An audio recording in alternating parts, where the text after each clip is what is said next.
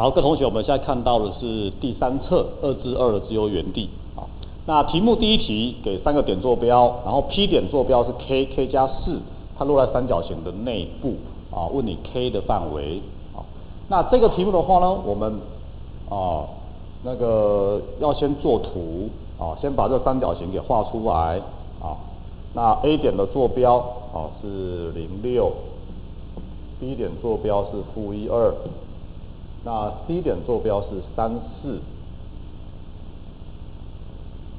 连成一个三角形。那这个三角形 P 点落在内部，P 点落在内部。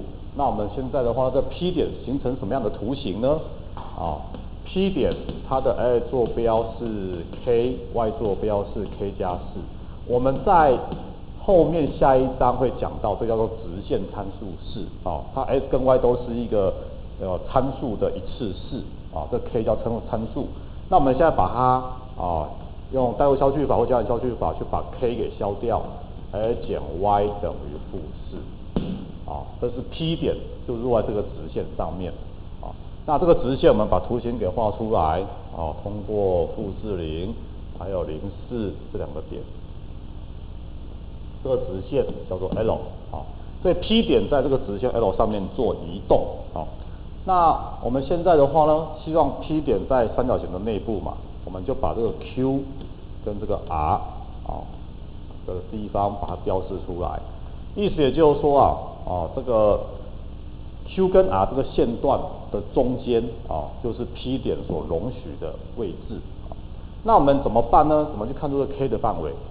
我们先把 AB 的直线给找出来AB 直线的斜率6减2，0减-1等于4那 AB 直线的直线方程是用简洁式。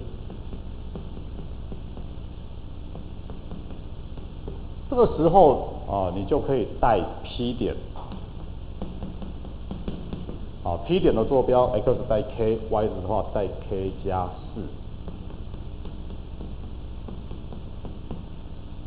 好，那这样子的话呢，3k 等于-2k 等于-2/3。所以 k 等于-2/3的时候，这个 P 点会落在 Q 的位置好，那再来 AC 也是一样，AC 的斜率6减4除以0减3-2/3。那 AC 的直线的方程式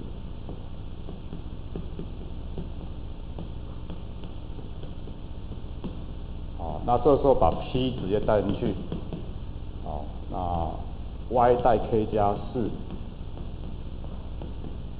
4-2/3的 k。好，所以5/3k 等于2。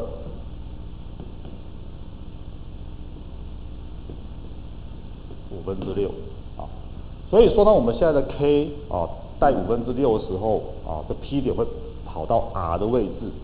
那我们现在的话呢，希望说 P 点落在 QR 的中间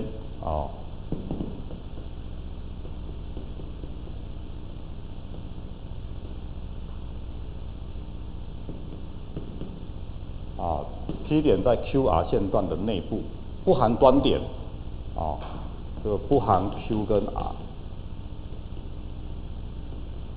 这两个端点，所以我们的 k 值的范围就是-2/3到6/5，就是答案了这是一个比较困难一点的题目。